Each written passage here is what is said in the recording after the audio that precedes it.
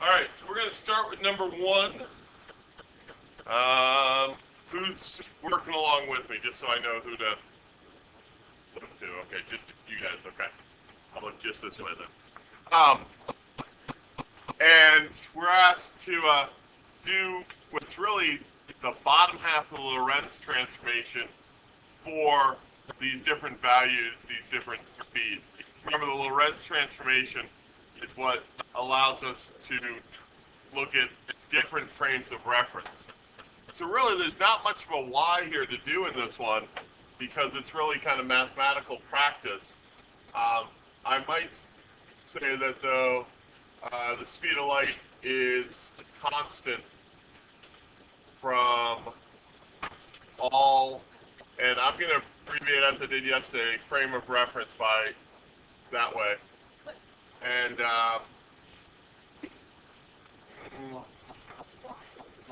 that may be all I really need for my y there. All right? So, because number 1 is really mathematical practice. All right? So I'm going to grab that equation so I don't have to write it again. Let's see.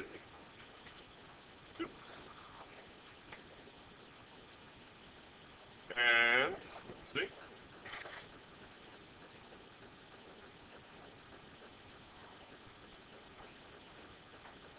All right, so here it is. Now, a lot of times when I write this equation, or this part of it, I'll mathematically group it just slightly differently because it makes more sense to me. I'll put 1 minus, and then I'll put b over c in parentheses and put the squared on the outside. Hasn't changed anything, right? Because that squared term still applies to both b and c. Yes? No? All right. But what it does for me is that it allows me to look at the numbers more logically myself. Because if I have, b in meters per second, then I have to have c in meters per second. But as in most of these, I'm given v in terms of the speed of light, in terms of c. So like the part c that I'm doing here, that I'm told the velocity is half the speed of light. So back here, so this is going to be problem C. I'm doing the square root of 1 minus 0.500 c over c quantity squared. Now, mathematically, can I simplify that at all?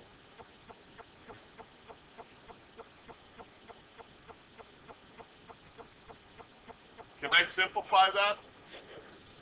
Get rid of the c's. I can't get rid of the squares because it doesn't apply to everything. I can get rid of the c's, and that's a lot easier mathematically to do, because now I have 0.500 squared. And I can do that on my calculator, and I don't have to worry about putting in the value of c. One thing to keep in mind, like I've done before, I have actually stored the value of c in my calculator. But to do this one, all I need to do is, let's see, square root 1 minus 0.5 squared. And I get my answer of 0.8660. I believe they asked me for 4 sig figs, right? At least 4 sig figs. So that's what I'm going to give as my answer. Now, do you guys remember how to store the value of c into your calculator? Sure. Let's here. Because students come in here? I don't know.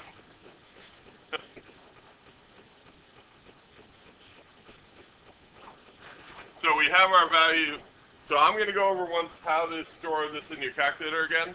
So if you're going to take this shortcut, this would be the time to watch how to do it and have your calculator out. So here's my value for c in meters per second. I'm going to put that number into my calculator first. 2.9979245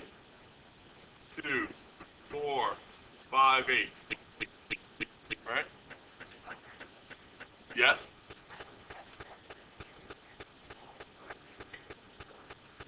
You can. I would use 2.998 times 10 times 10 to the 8th. But you can use 3, and most of the times you'll be within the correct percentage there. I'm going to hit my store button, which is right above my on button, STO, and then I'm going to do alpha program to get my letter C and hit enter. And now anytime I type in the letter C by doing alpha program, whoops, I missed the alpha button. By doing alpha program, it puts in that value of C for me. All right, so no, too late though. I'll be glad to come over and help you. Let me see what you've written down.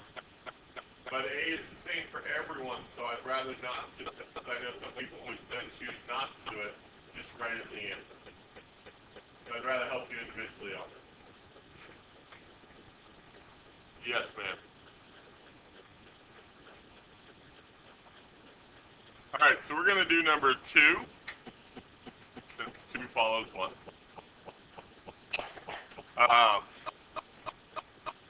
So you've got this news report says this Enterprise returned from a 5-year voyage while traveling at 0.84 speed. And they want to know how many years would elapse on the ship if they meant 5 years Earth time, and how long would elapse on the Earth if they meant 5 years ship time. Now we know that the Enterprise travels in a warp bubble, so it's in non-relativistic space, but we'll forget about that and deal with this problem. You guys definitely aren't geeky enough for that. All right, so let's go for it. Number 2. Number 2. Yeah, and I knew you guys weren't geeky enough before I said it, but I'd hoped for a couple maybe people to catch any reference, but it's okay. It's okay, don't worry about it. Don't worry, it wasn't that good. Don't worry about it. We'll talk about it later. All right, so let's see. We know that, C is constant. 2. We were, and then it was pointed out to me that 2 should come after 1. So I went with it. It did seem like I couldn't argue with that logic. So,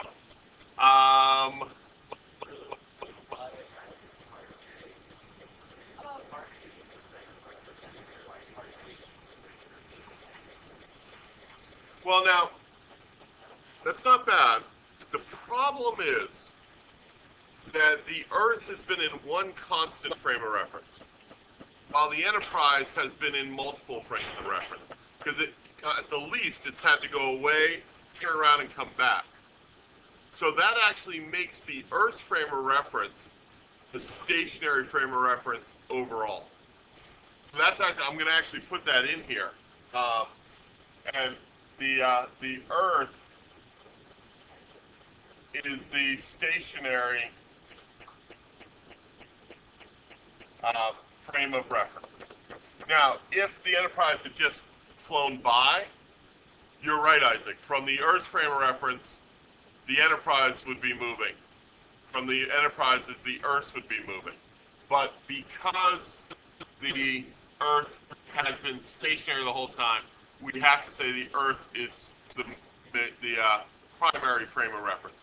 That means, therefore, less time passes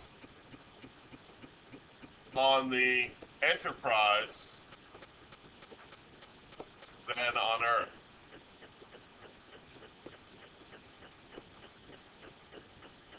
All right, so that's a fixed thing because the enterprise has changed its frame of reference. All right? Yes? No? Okay. That's kind of a crucial part of this. So let's grab some equations here. So we have them. Let's see. We're going to need our Lorentz transformation. Right there. And remember, these are right, this is our equation sheet. And our time relationship. So, just going to shrink them down a little bit so they're not quite as huge.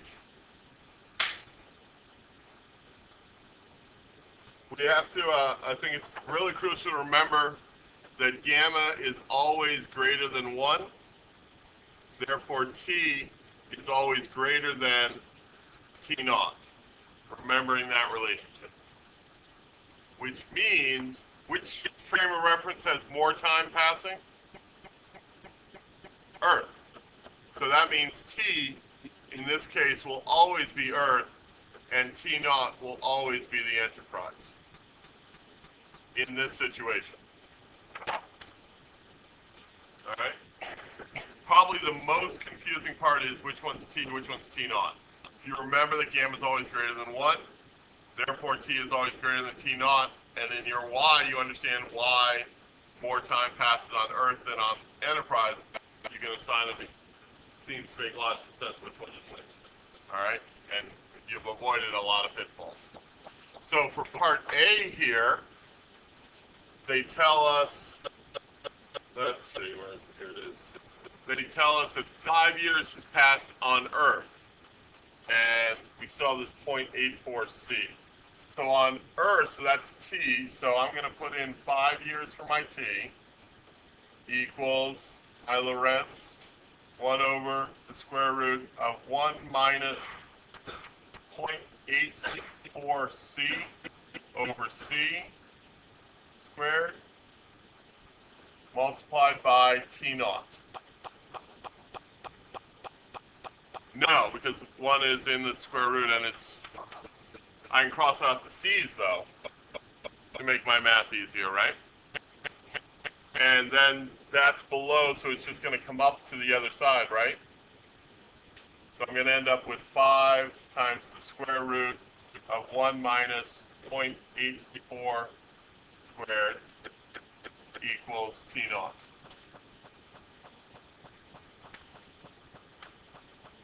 Yes? No? Okay. So 5 square root 1 minus 0.84 squared.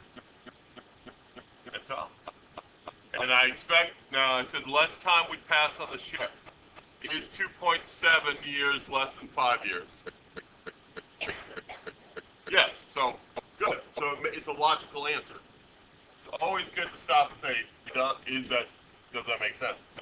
So I'm saying 2.71 years passed on the ship while 5 years passed on Earth. I should have had years here, sorry.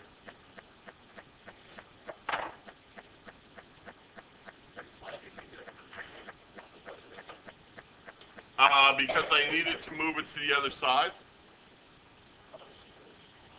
I multiplied both sides by it, yeah. I think of it as moving it diagonally across the equal sign. But yeah, multiply both sides by it. And then on to part B.